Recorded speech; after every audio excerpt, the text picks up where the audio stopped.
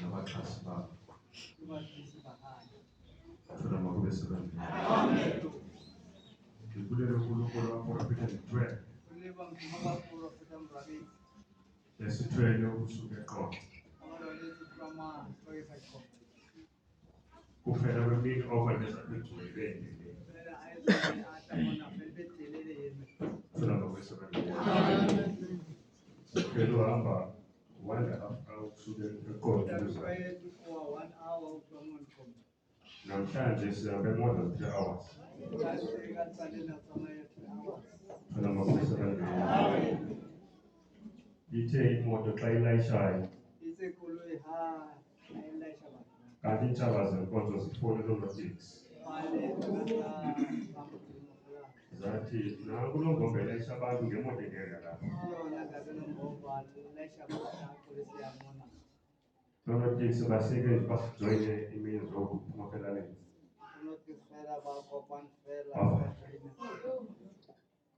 ukuthola makube sakupela sabona izicelo zisebenzi sathandaza umthandazo kungasebenzi nanomsindo labona umsindo awusebenzi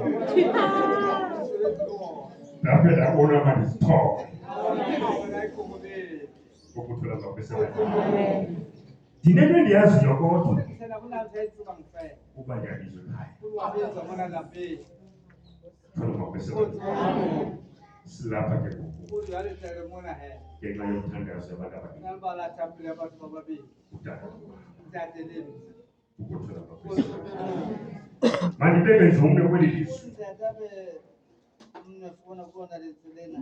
uthi uYesu ndiwunikela ezandleni zakho bawo umoya wam. Amen. Umqalezo kuYesu ibingesosikhohliso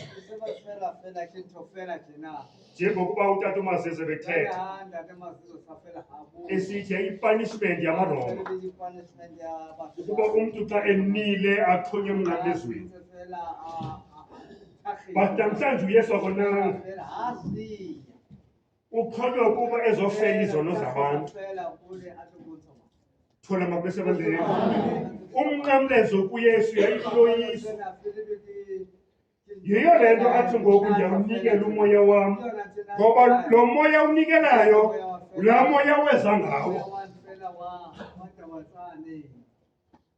uYesu ebengumoya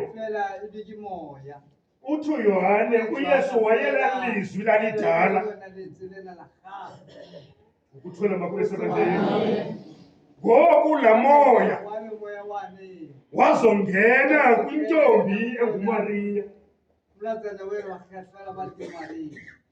laa moya wajika ke ngoku wayinyama ngulo moya ke ngoku uYesu Kristu lona ebesebenza ngawo ngulo moya ke ngoku namhlanje awugodusayo ndacinga iculo lethu lesiXhosa elithi xa lilahlekayo kolu hambo lweli lizwe mayenzeke intando yakho kukho indawo ethi xa ndibuyisa into yakho ngoba lo moya uYesu ibingengowakhe awugqitywa uhenjwa usathane entlango uthi uYesu umoya wenkosi uphezu kwam undithuma into yokuba mandishumayele iindaba ezilungileyo kumahlwempu ngokugodisa lo moya ngoku ibingengowakhe khawufakwe kuye.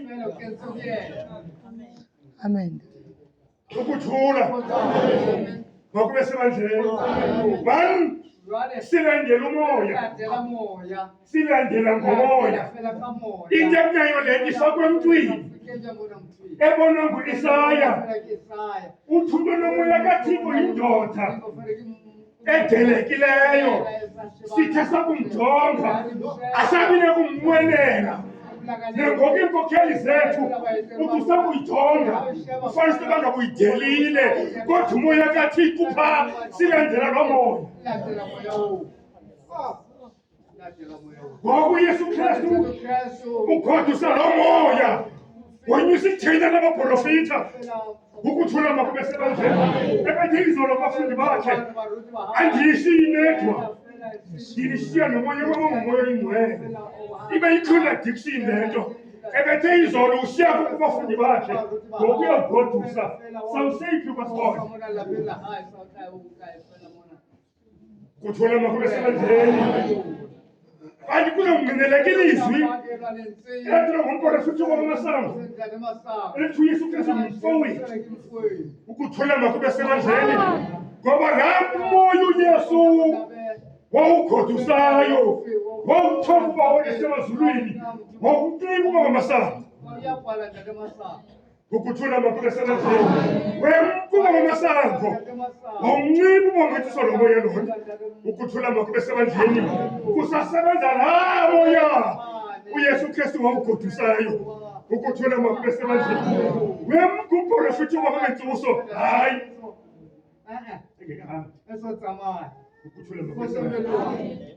Bathi ndiyishiya thula makube sebandleni. Ndinomntwana womfana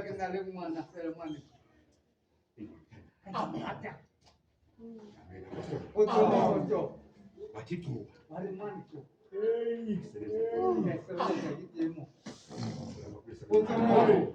uYesu ngiyawunikela umoya wakho ezandleni zakho. Ukuthula makube sebandleni kukho iinkokheli zethu. Hayi mandiziyeke inkokheli yethu inamaxesha okulambatha. Abekho abantu abazinikelayo kuyo. Ukuthula makube sebandleni sithi isibhalo imizimba yethu wena ngumnikelo ophilileyo. Ukuthula makube sebandleni kuba kaloku lo moya usemzimbeni. Ukuthula makube sebandleni imizimba yethu uthi usuka kule ndawo. Ukuthula makube nani inkokheli yasembileyo uThixo wakho. Ukuthula makube sebandleni bekungafaneleke ngomama wethu nootata bethu xa benemisebenzi bakhe bafike bazawuthuma kwanina. Ukuthula makube sebandleni bakho oomama bokuzinikela imizimba yabo bayinikele kumama.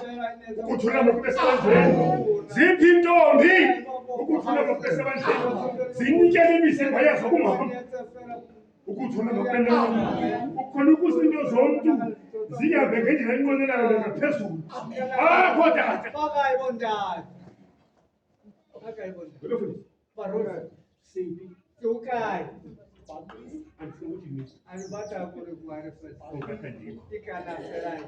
ukuthula makube sebandleni siphi thula makube sebandleni bekufanele ubaqhofisa winto siyabaleka sibuzelela kuzawuthwani ingabi ngotata ezawuza kuthi athi makuthi. Ukuthula makube sebandleni thina masibe yimizimba siyinikele. Ukuthula makube sebandleni ixabiso lento inikelayo lixhomekeke kulo mntu umnikito. Thula makube sebandleni ukuba utata wethu nomama wethu simxabisile. Ukuthula makube sebandleni thina masibe yiminikelo. Ukuthula makube nani wawunamthi bongukungena. Thula makube sebandleni ndiyaviliza la ndifikile ekhaya. Amen. Noma bebeyivale ngoluphi uhlobo abantu abathathu. Ukuthula makube sebandleni mana umntu kaThixo uthi into yenzeke. Utata nomama befika eqolo xa bezawuphuma bathi athi utata Nombombo zeke zonke ezinye izinto iintshaba zakho ngabantu becawa. Thula makube sebandleni nangoku ngabantu becawa bafanele laa moto bafanele loo teksi. Ukuthula makube sebandleni masinikelele imimoya yethu sinikelele imizimba yethu.